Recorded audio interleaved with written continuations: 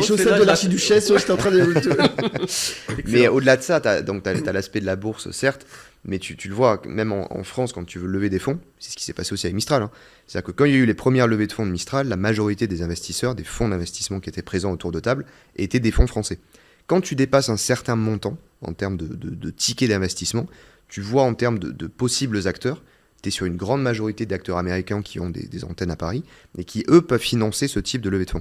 On n'a pas aujourd'hui l'écosystème de financeurs qui est suffisamment outillé, qui est suffisamment capitalisé, pour payer des levées de fonds du type de ce qui est nécessaire pour OpenAI qui a fait une levée de fonds il y a encore une semaine de 40 milliards.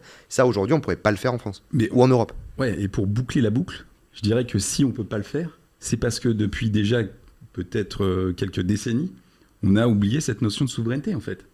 Alors que si on avait conservé cette notion de souveraineté, on aurait conservé, je pense, plus de création de valeur en France, en Europe, et aujourd'hui, on serait peut-être à niveau équivalent avec les États-Unis. Parce qu'il ne faut pas oublier que quand l'Union européenne a été fondée, on était sur un niveau de PIB strictement équivalent à celui de des États-Unis.